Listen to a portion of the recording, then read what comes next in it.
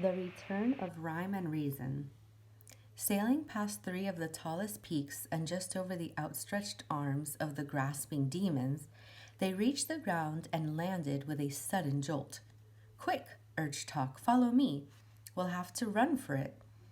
With the princesses still on his back, he galloped down the rocky trail, and not a moment too soon, for pounding down the mountainside in a cloud of clinging dusk and chorus of chilling shrieks came all the loathsome creatures who choose to live in ignorance and who had waited so very impatiently.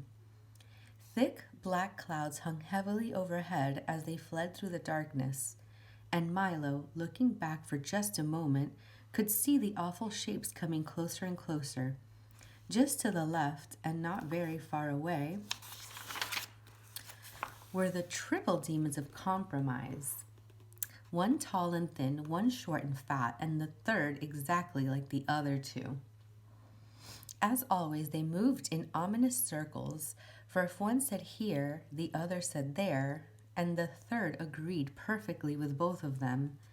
And since they always settled their differences by doing what none of them really wanted, they rarely got anywhere at all, and neither did anyone they met.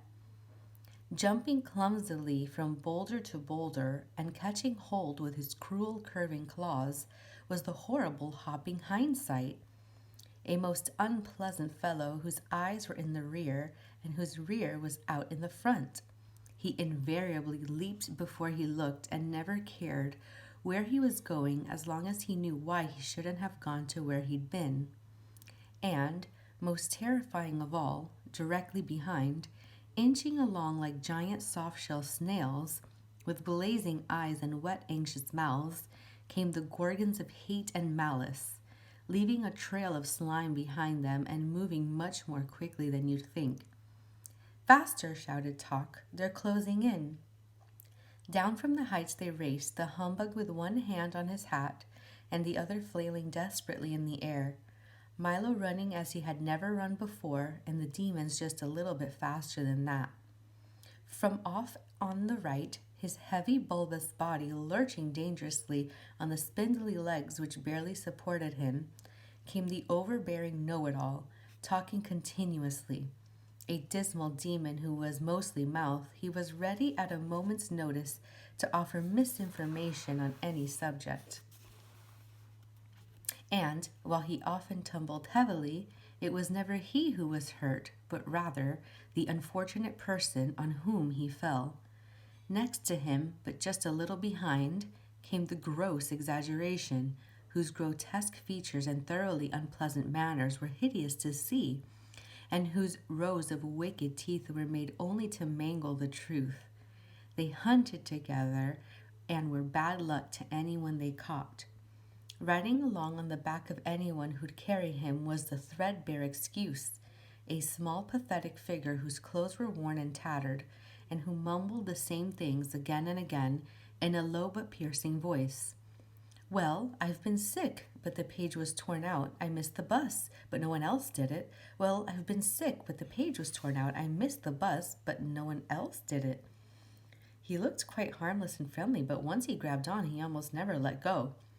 Closer and closer they came, bumping and jolting each other, clawing and snorting in their eager fury. Talk staggered along bravely with rhyme and reason. Milo's lungs now felt ready to burst as he stumbled down the trail, and the humbug was slowly falling behind. Gradually the path grew broader and more flat. As it reached the bottom of the mountain and turned toward wisdom, ahead lay light and safety, but perhaps just a bit too far away. And down came the demons from everywhere, frenzied creatures of darkness lurching wildly toward there.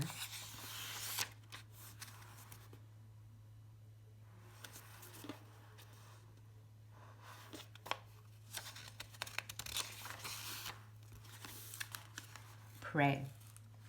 From off in the rear, the terrible Trivium and the wobbly gelatinous giant urged them on with glee, and pounding forward with a rush came the ugly Dilemma, snorting steam and looking intently for someone to catch on the ends of his long-pointed horns, while his hooves bit eagerly at the ground. The exhausted humbug swayed and tottered on his rubbery legs, a look of longing on his anguished face. I don't think I can, he gasped as a jagged slash of lightning ripped open the sky and the thunder stole his words. Closer and closer the demons loomed as the desperate chase neared its end. Then, gathering themselves for one final leap, they prepared to engulf first the bug, then the boy, and lastly the dog and his two passengers. They rose as one and suddenly stopped, as if frozen in midair, unable to move, staring ahead in terror. Milo slowly raised his weary head, and there on the horizon, for as far as the eye could see, stood the massed armies of wisdom, the sun glistening from their swords and shields, and their bright banners slapping proudly at the breeze. For a moment, everything was silent. Then 1,000 trumpets sounded, then 1,000 more, and like an ocean wave, the long line of horsemen advanced, slowly at first, then faster and faster, until with a gallop and a shout, which was music to Milo's ears, they swept forward toward the horrified demons.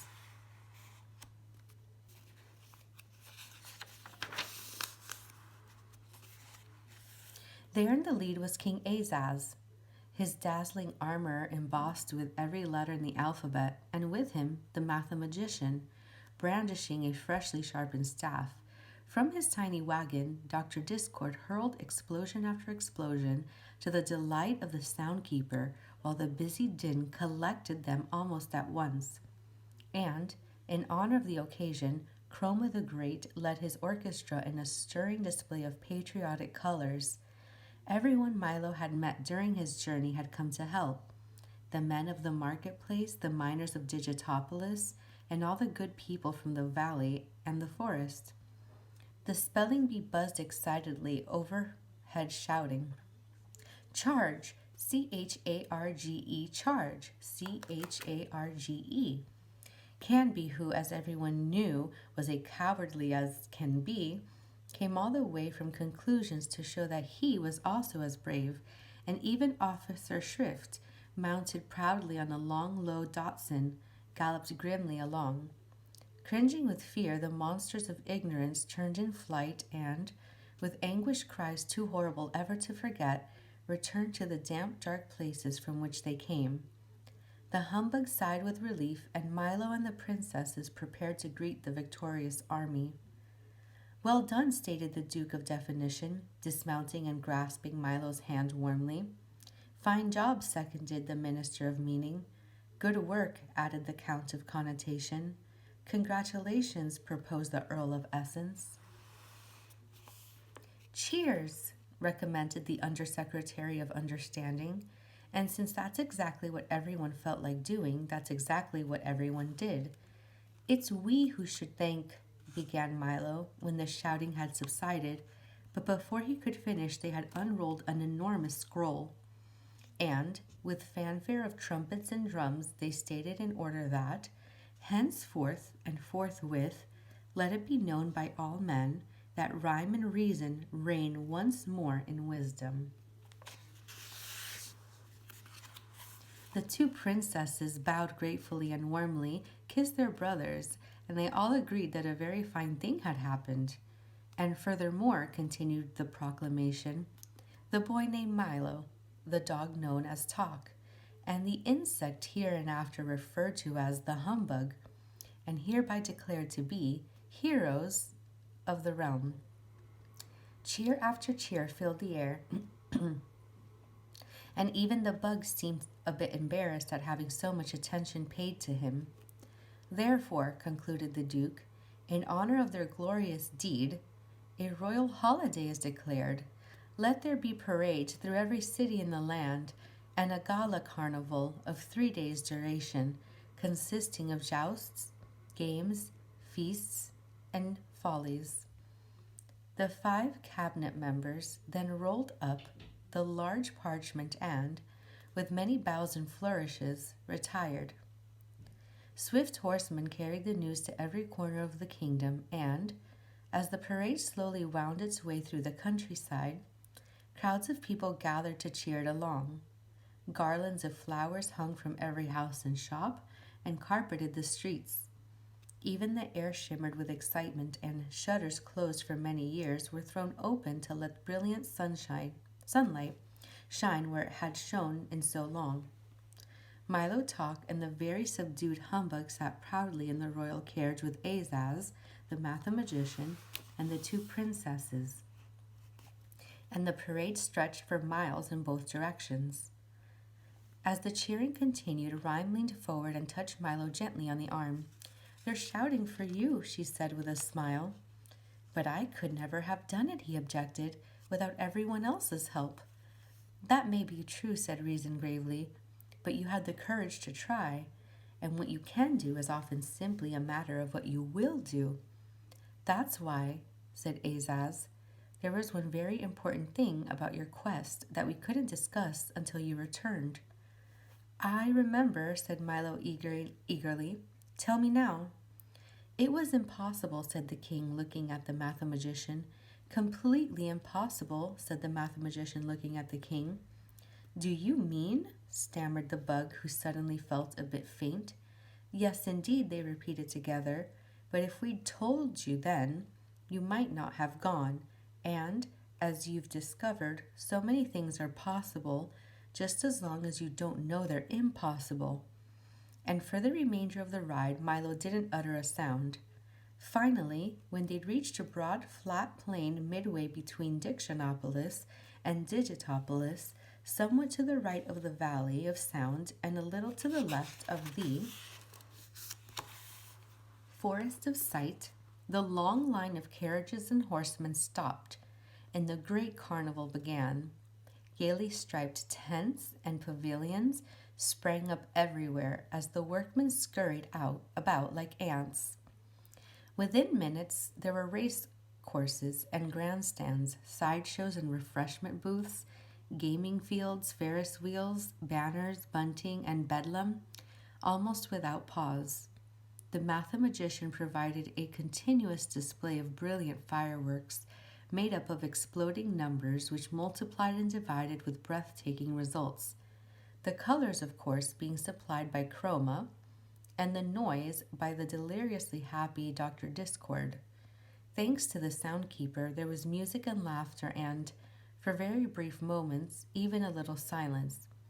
Alec Bings set up an enormous telescope and invited everyone to see the other side of the moon, and the humbug wandered through the crowd accepting congratulations and recounting in great detail his brave exploits, most of which gained immeasurably in the telling. And each evening, just as sunset, a royal banquet was held. There was everything imaginable to eat. King Azaz had ordered a special supply of delicious words in all flavors and, for those who liked exotic foods, in all languages too. The mathematician had provided innumerous platters of division dumplings, which Milo was very careful to avoid, for no matter how many you ate, when you finished there was more on your plate than when you began. And, of course, following the meal came songs, epic poems, and speeches in praise of the princesses and the three gallant adventurers who had rescued them.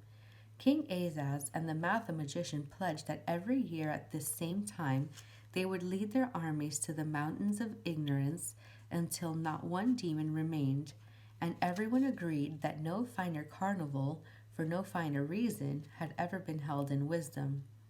But even things as fine as all that must end some time, and late on the afternoon of the third day the tents were struck, the pavilions were folded, and everything was packed ready to leave.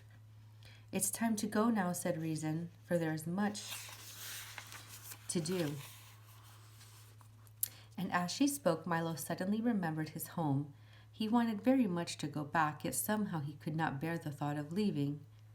"And so you must say goodbye," said Rhyme, patting him gently on the cheek.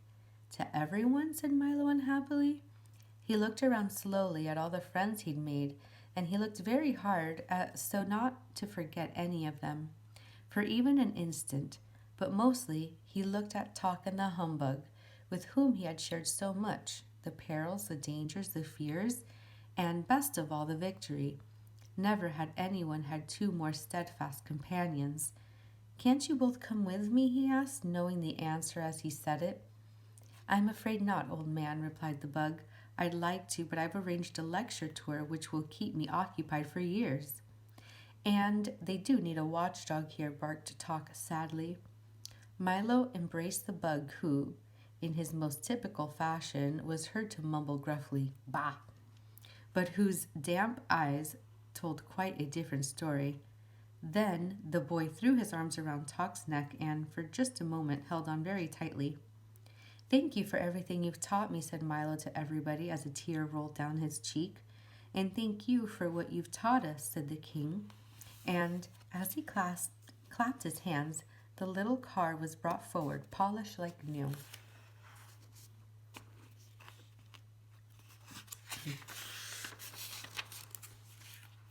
Milo got in and, with one last look, started down the road with everyone waving him on. "Goodbye," he shouted. "Goodbye, I'll be back." "Goodbye," shouted Azaz. "Always remember the importance of words." "And numbers," added the mathematician forcefully. "Surely you don't think numbers are as important as words," he heard Azaz shout from the distance. "Is that so?" replied the mathematician a little more faintly. "Why, if—" "Oh dear," thought Milo, "I do hope they don't start it all again." And in a moment they had faded from sight as the road dipped, turned, and headed for home.